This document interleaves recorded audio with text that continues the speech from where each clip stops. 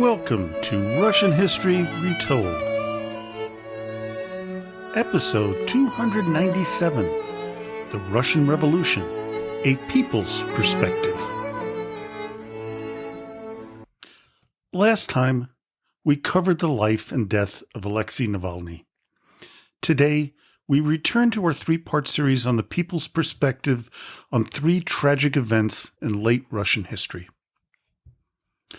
The Russian Revolution happened in two parts.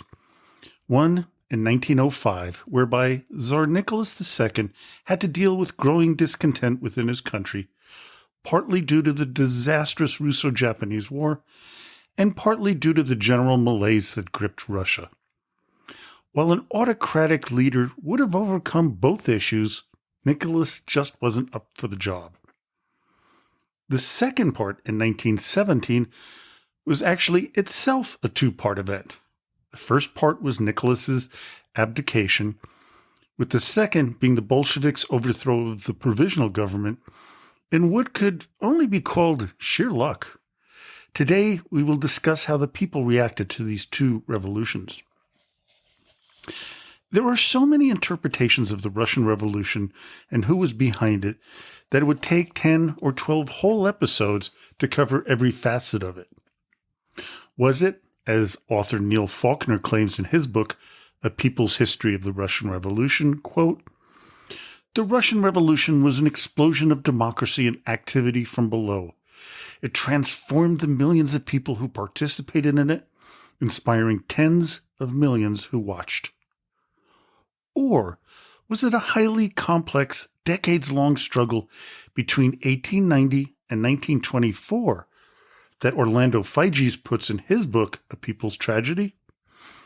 Or was it, as some scholars have claimed, a reaction to the emancipation of the serfs, causing a decline in the gentry class, an increase in a growing disenfranchised middle class, and a depressed peasantry?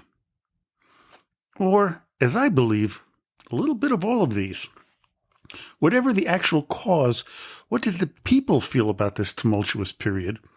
That is what we will be discussing today. Of course, the group most affected by the revolution was the gentry class.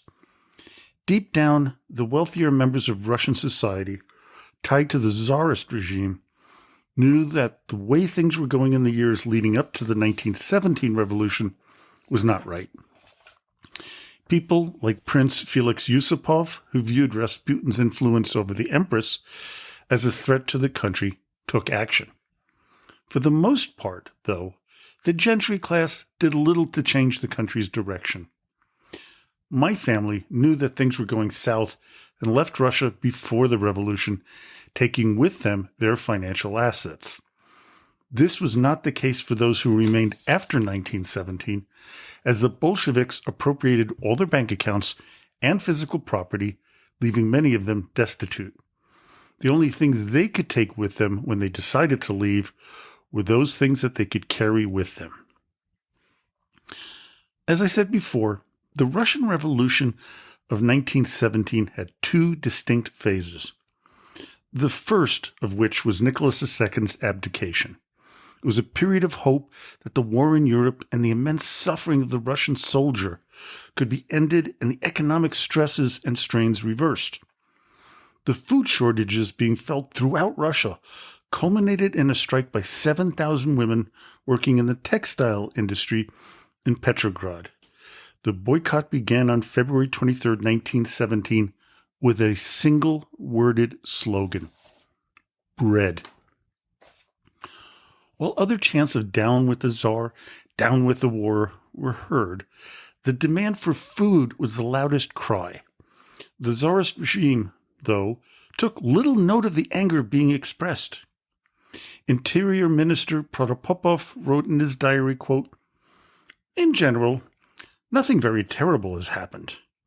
It was viewed so minimally by the ministers of the Tsar that they didn't even bother to report it to him at his war headquarters in Mogilev. It was to be a significant mistake." Within 2 days, the number of protesters in the Russian capital reached over 250,000. By the time Nicholas was made aware of the agitation going on in Petrograd, it was too late. In addition, he made a calculated mistake in reacting to the Fuhrer. He demanded that General Sergei Kabalov end the insurrection immediately through whatever means necessary. The order stunned Kabalov, who knew this would not be successful and would only further aggravate the situation. We have people like Pavel Sheremetev noting, quote, "Something murky is taking place. There have been gunshots along Nevsky Prospect and in other places. The crowd is growing, as are the red flags. But no one knows where our government is at the moment, or who's in charge of reestablishing order." He further wrote to his daughter Maria, quote, "Things are very unsettled here in the city. The dissatisfaction is growing. At first, people just wanted bread, but now other, less clear demands are being made. I cannot get to the Imperial Council since Nevsky Prospect is entirely filled with people, and the streetcars have all stopped, and there are no cabs to be had." Pavel had a feeling of dread and despair come over him. He felt that any further provocation of the people would lead to a very dangerous situation. Sheremetev could not have been any more right. Things were about to turn ugly. Over half of the 160,000 troops stationed in Petrograd had turned to the insurgents' side. Most of the others decided to sit on the sidelines. By February 28th, Kabalov only had 2,500 men loyal to the Tsar at his disposal. Instead of understanding the situation and trying to diffuse things, Nicholas ordered the troops to crush the rebellion violently. It was too late and no action was taken. Even the Tsar's own ministers knew the end was at hand, and almost all of them had resigned in the evening of the 27th and hightailed it out of town. Meetings were held by both the right wing and left wing of the opposition to the Tsar. The right side formed the Provisional Committee of Duma members for restoration of order and relations with individuals and institutions. This, of course, was one of those things that the Russians love to do. It's the long and tedious names, and that was the name for the upcoming provisional government. On the other side of the fence were the Petrograd Soviet of Workers and Soldiers deputies. With both sides negotiating what a new government would look like, Vladimir Lenin pronounced that Russia was now, quote, "the freest country in the world." Well, we all know how that turned out. In his book, A People's History of the Russian Revolution, Neil Faulkner claimed that Lenin was a purveyor of a democratic solution. He argues, somewhat strangely in my humble opinion, three things. Quote, "Lenin was a Democrat, not a democratic centralist, and the Bolshevik Party was a mass democratic movement, not a pseudo-revolutionary sect. The revolution was a mass movement of the people based on participatory democracy, not a coup to set up a dictatorship. Stalinism was a counter-revolutionary movement that destroyed the Bolshevik Party and social democracy." By his own admission, Faulkner is a Trotskyist and believes that the Russian Revolution was a pure-hearted event, dismissing many of the autocratic messages that Lenin himself had made. He does believe, and I agree, that the people of Russia wanted a democratic solution to their problems, not one where one autocrat is replaced by another one. As he puts it, quote, "For revolution is essentially a concentrated expression, concentrated in time and space, of the common people's age-old yearning for freedom, justice, and decency. It is a moment when the drip-drip of partial reform in normal times, always too little, too late, accelerates into a sudden cascade of change, a torrent of transformation that shakes the world and threatens to turn it upside down." Be very honest with you, I'm not a fan of Faulkner's take on Lenin being a Democrat. What I do believe is that there was a total disconnect between the wealthy gentry class and the ordinary Russian citizen peasant. The revolutionary fervor that sprang from that disconnect was heightened by the incredible loss of life during Russia's involvement in World War I. It follows that it was not surprising that the average citizen would back a group as radical as the Bolsheviks when none of their needs were being met, like food and heat. Their men were dying by the thousands on the battlefield, and the wealthy flaunted their financial situation in front of those suffering in the winter of 1917. As Leon Trotsky put it, quote, "The lack of bread and fuel in the capital did not prevent the court jeweler Fabergé from boasting that he had never before done such a flourishing business." Lady-in-waiting Vayrubova says that no other season were such gowns to be seen as in the winter of 1915 and 16, and never were so many diamonds purchased. Nobody had any fear of spending too much. A continual shower of gold fell from above. Society held out its hands and pockets. Aristocratic ladies spread their skirts high. Everybody splashed about in the bloody mud. Bankers, head of the commissariat, industrialists, ballerinas of the Tsar and the Grand Dukes, Orthodox prelates, ladies-in-waiting, liberal deputies, generals of the front and rear, radical lawyers, all came running to grab and gobble, in fear lest the blessed rain should stop, and all rejected with indignation the shameful idea of a premature peace. With the abdication of the Tsar, there was a feeling in the streets that things would get better. An air of optimism flowing to people's hearts began to grip the city of Petrograd in early March 1917. But many in the city at the time were somewhat skeptical. James Stinton Jones, the author of the memoir, "The Tsar Looked Over My Shoulder," wondered whether the Russians were really ready for a sudden gust of freedom. Maybe it was too new of a concept for them. Quote, "To understand its uses and to know how to avoid its abuses, the poorer classes of Russia have never been accustomed to having an opinion of their own. Now they find themselves a political factor. They're hopelessly at sea, the prey of the last unscrupulous demagogue they have heard. It will take time for Russia to realize what she wants. There is no cohesion, no common ideal to inspire her people. She is conscious of having killed a dragon. That is all." As we know, his warning of being prey to a demagogue was remarkably prescient. One of the reasons he was so skeptical on how things were being run with the Petrograd itself was that no one was really in charge, as this exchange between Duma member Claude Annette and three women when he wanted to make a phone call at the Duma, quote, "Three women guarded the approach to it. 'You cannot use the telephone,' they said. 'And why?' I asked. 'We're reserving the telephone for public affairs.' 'But who are you?' 'The telephone committee.' 'And who appointed you?' 'We appointed ourselves.' Upon which, putting them gently aside, I passed through and telephoned." Another incident was witnessed by the British lithographer Henry Keeling. Quote, "A lady in a crowded tramcar in Petrograd cried out suddenly that she had her purse stolen.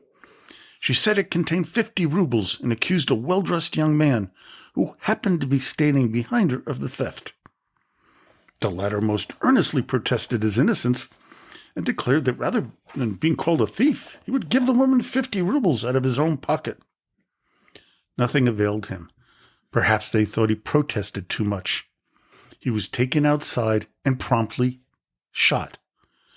The body of the poor fellow was searched, but no purse was found. The upholders of the integrity of the Russian Republic returned to the tramcar and told the woman that she had better make a more careful search. She did so and discovered that the missing purse had slipped through a hole in her pocket into the lining. Nothing could be done for the unfortunate victim of justice, so they took the only course which seemed to them to meet the case, and leading the woman out, shot her also. As you can tell, no one was really in charge anymore. The Tsar and the administration had always told the people what to do, but now there was no one to help them make the right decisions. The Russian people never had the need to govern themselves. This was a perfect opening for someone like Lenin and the Bolsheviks to step into. As winter turned to spring and summer, none of the people's real needs were being met. They overwhelmingly wanted out of the war. They wanted food and order, and the provisional government didn't give them any of that. But it was to get worse. The summer of 1917 saw a deadly outbreak of cholera and dysentery as the sanitation departments of many of the major cities collapsed. Instead of focusing on the people's needs and wants, the provisional government decided to press harder in the war. On June 16th, President Alexander Kerensky ordered a massive artillery attack on the enemy lines in Galicia.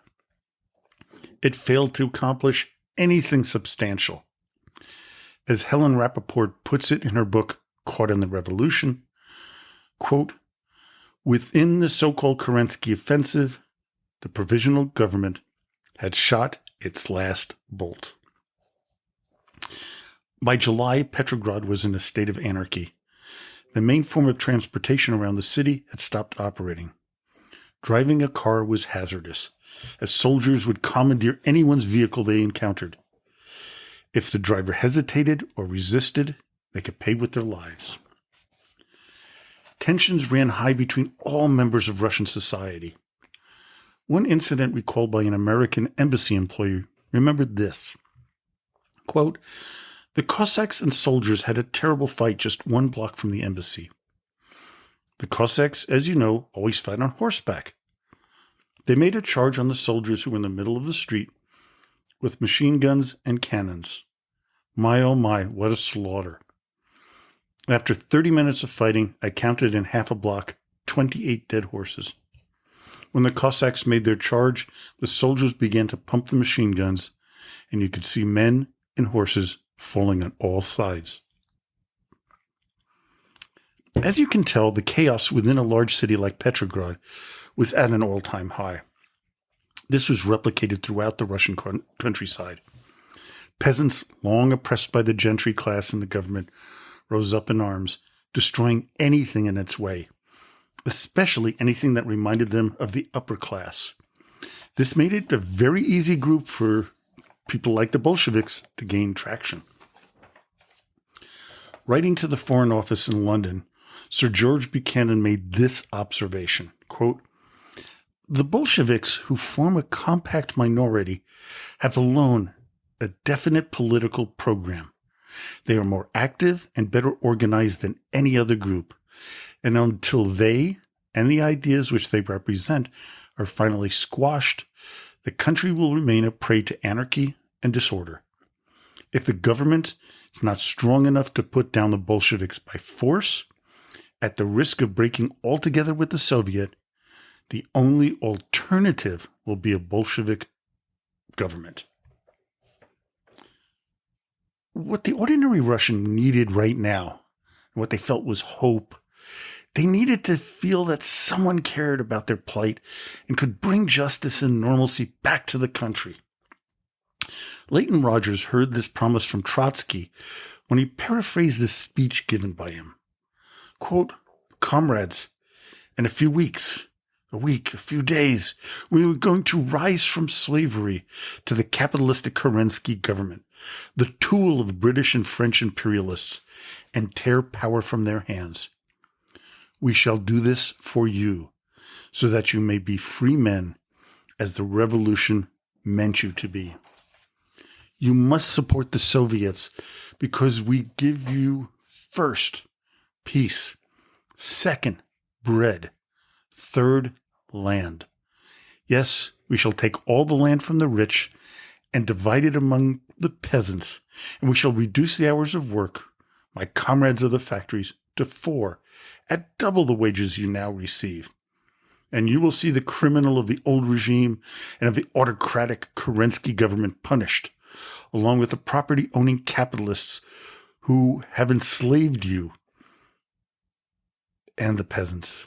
So support us, comrades, and add your voices to our war cry of long live the international proletariat and the Russian Revolution. Workers of the world, unite.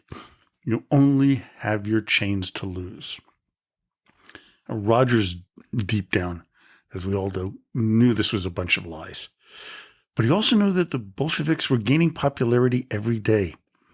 One of the ways they did this was to rile up anger at the foreigners in the cities. They blamed them for all their problems. There were roaming bands of thugs and agitators who would attack anyone who looked non-Russian. That feeling led Harold Williams to write about life in post-revolution Russia in January 1918, published in the Daily Chronicle, a British newspaper. Quote, I cannot tell you all the brutalities, the fierce excesses that are ravaging Russia from end to end, and more ruthlessly than any invading army. Horrors pall on us. Robbery, plunder, and the cruelest forms of murder are grown a part of the very atmosphere we live in. It is worse than Tsarism. The Bolsheviks do not profess to encourage any illusions as to their real nature. They treat the bourgeoisie of all countries with equal contempt. They glory in all violence directed against the ruling classes. They despise laws and deficiencies they consider effete. They trample on the arts and refinements of life. It is nothing to them if in the throes of the great upheaval, the world relapses into barbarism. In 1918, the average Russian had hoped that the coming Bolshevik rule would lead to a better life for them. But, alas, this was not to be the case. The Russian Civil War, as we have heard previously, with all its violence, death, famine, and destruction, followed by the Red Terror post-war, and Stalin's great purges, made the hopes and dreams of a fairer society disappear.